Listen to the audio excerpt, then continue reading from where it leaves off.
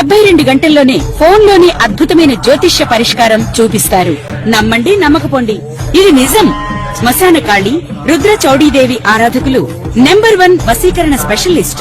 గురూజీ మనిషి పుట్టుక నుండి చనిపోయే వరకు వచ్చే అన్ని క్లిష్టమైన సమస్యలకు పరిష్కారం ఇక్కడ లభిస్తుంది. విద్య, ఉద్యోగం, వ్యవహారం, స్త్రీ ప్రేమ, పెళ్లి, సంతానం, స్త్రీ పురుష వశీకరణం, భూవశం, భార్యాభర్తల కలహాలు, కోర్టు సమస్యలు, విడాకుల సమస్యలు, చేతబడి, అప్పుల బాధ, ఇంకా మీకు ఎలాంటి సమస్యలు ఉన్నా 72 గంటల్లోనే శాశ్వత శ్రీ మహాగణాధిపతయే నమః.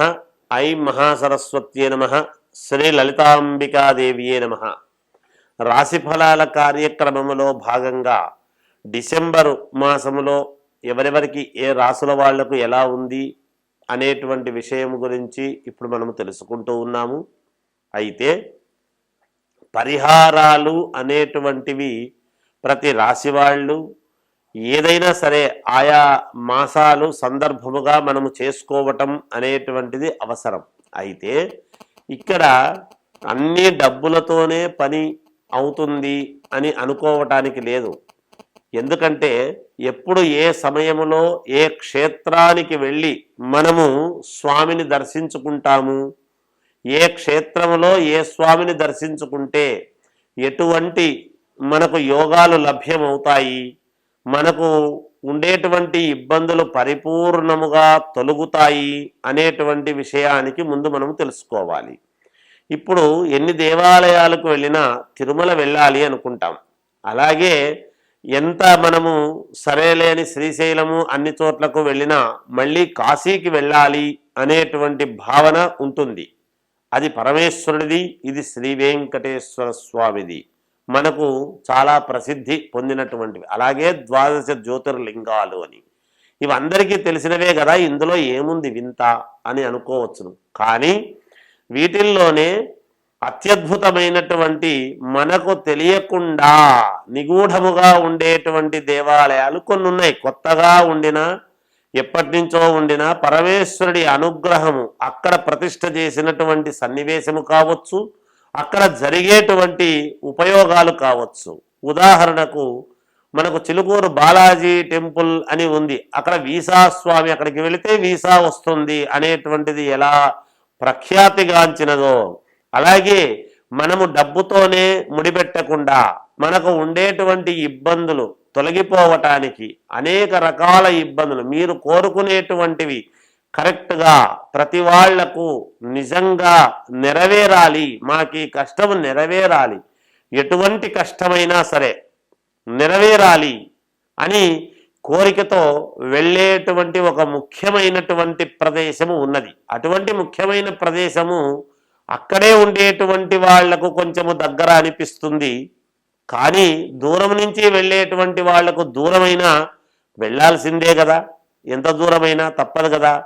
అలాగే ఒక అద్భుతమైనటువంటి దేవాలయము ఉన్నది. ఏమిటది అంటే ఏలూరు దగ్గర, ఏలూరుకు 1 కిలోమీటరో 1.5 కిలోమీటరో ఏమో ఉంటుంది, అంతకంటే ఎక్కువ ఉండదు. అది ఆ దేవాలయము ఏమిటి అంటే పార్వతి గంగా సమేత జలలింగేశ్వర స్వామి అనేటువంటి దేవాలయము ఉన్నది. ఆ ఏలూరుకు అతి సమీపములో ఉండే, ఆంధ్రలో ఏలూరుకు అతి సమీపములో ఉండేటువంటి ఏమిటి అంటే గోనెపాడు అనేటువంటి ఇదిలో మనము లక్షణంగా వెళ్ళటానికి అవకాశాలు చాలా ఉన్నాయి. మామూలుగా వాహనాలు అన్నీ వెళ్ళవచ్చును, అన్ని రకాలు వెళ్ళవచ్చును. అక్కడ గంగా పార్వతి జలలింగేశ్వర స్వామి దేవాలయం అని ఉన్నది. అక్కడ ప్రసిద్ధి ఏమిటి అంటే మీరు మీ కోరికలు, మీకు ఎటువంటి ఇబ్బందులైనా సరే, ఉద్యోగం రావాలి అన్నా, లేదా వివాహము కావాలి అనుకున్నా, లేదా ఇంకేదైనా కోరికలు ఉండినా, ఎటువంటి ఇబ్బందులైనా నెరవేరటానికి 11 తమలపాకులు 11 పసుపు కొమ్మలు తీసుకొని 11 ప్రదక్షిణలు చేసి 11 రూపాయలు అవి కూడా తీసుకుని అక్కడికి వెళ్ళి 11 ప్రదక్షిణలు చేసి అక్కడ ఉన్నటువంటి స్వామికి సమర్పించండి. మీ కోరిక నెరవేరింది అంటే తప్పకుండా అక్కడ స్వామికి ఏదో ఒకటి మా వంతు మేము చేస్తాము అని మీకు చేతనైనంతలో చెయ్యండి. మీకు తప్పకుండా మీ కోరికలు నెరవేరుతాయి అనేటువంటిది నేను తెలియజేస్తూ ఉన్నాను. ఇది మనము ఈ మాసములో వెళితేనే మంచిది, ఈ మాసములో వెళ్ళకుంటే మంచిది కాదేమో అనేటువంటి అభిప్రాయం లేదు. మీ కోరిక, ఎవరెవరికి ఏ కోరికలు ఉన్నాయో ఆ కోరికలు నెరవేరటానికి అక్కడికి వెళితే సకల పాపహరణం, మీకు ఏ ఇబ్బందులు ఉండినా తొలగిపోవటానికి చాలా అతి ముఖ్యమైనటువంటి ప్రదేశం అది. అక్కడికి వెళ్ళండి. డబ్బులు ఎక్కువ ఖర్చు పెట్టి పూజలు చేసుకోలేని వాళ్ళు, చేసుకోగలిగిన వాళ్ళు కూడా వెళ్ళవచ్చును. వెళ్ళిన దానివల్ల అక్కడ ఏం పెద్దగా నేను చెబుతున్నది మీకు ఏదో వేరే ఖర్చులేమీ కాదు కదా, ఇబ్బంది ఏమీ లేదు. వెళ్ళి మీరు దర్శనం చేసుకుని అక్కడ స్వామివారిది చేసుకొని రండి. మహాపుణ్యక్షేత్రము అది. చాలా అద్భుత మహిమాన్వితమైనటువంటి పరమేశ్వరుడు, పార్వతీదేవి, గంగాదేవి అంతా కూడా అక్కడ కొలువై ఉన్నారు అనేటువంటిది మీకే తెలుస్తుంది. ఆ స్థానములోకి అడుగు పెట్టంగానే అక్కడ పవిత్రత అనేటువంటిది, భగవంతుడు మనలోకి ఏమైనా వచ్చేసినాడా అనేంత ఆనందము కలుగుతుంది మీకు. అంత పరమ పవిత్రమైనటువంటి పుణ్యక్షేత్రం అది. అక్కడికి వెళ్ళండి. తప్పకుండా మీరు నేను చెప్పినట్టుగా ఈ విధముగా చెయ్యండి. అలా చేసి చూడండి, మీకే తప్పకుండా మీరు అనుకున్నటువంటి కోరికలు నెరవేరుతాయి అని తెలియజేస్తూ జయోస్తు. మీనరాశి వారికి ఈ డిసెంబర్ మాసము చాలా అనుకూలముగా ఉన్నది. స్థిర చరాస్తులు అనేటువంటివి మీ చేజిక్కించుకుంటారు. ధనపరముగా మీకు అనుకూలమైన సమయానికి ధనము మీ చేతికి అందుతుంది. స్త్రీల పరంగా కొంత యోగం అనేటువంటిది జరుగుతుంది. ఉద్యోగపరంగా కలిసి వస్తుంది. బంధువుల పరంగా మేలు చేస్తారు. ఆత్మీయులు కూడా మీకు సహకరించేటువంటి పరిస్థితులు గోచరిస్తున్నాయి. ఇంట్లో శుభకార్యాలు లాంటివి చేసేదానికి ప్రయత్నాలు చేస్తారు. శుభకార్యాలలో పాల్గొంటారు. ఉన్నతమైనటువంటి వ్యక్తులను కలుస్తారు.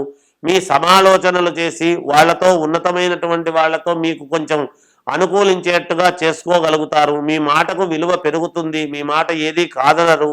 అలాగే మీకు కొన్ని బంధాలు నేను తప్పించుకున్నాను అనుకుంటారు, కానీ అలా తప్పకుండా మళ్ళీ మీరు పెద్దరికముగా ఉండి అన్నీ నెత్తిన వేసుకుని ముందుకు నడిచేటువంటి ప్రయత్నాలే చేస్తారు. డబ్బు పరముగా మీకు చేతికి సమయానికి అందుతుంది.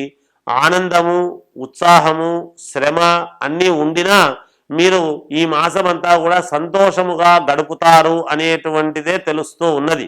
గ్రహాలు చాలా అనుకూలముగా ఉండేటువంటి దాని వలన అన్ని రంగాలలో ఉండేటువంటి వాళ్లకు విజయము లభించేటువంటి విధముగానే ఈ మాసమంతా కూడా ఉన్నది. ఏది ఏమైనా వ్యక్తిగతమైనటువంటి జాతకము చాలా అవసరం.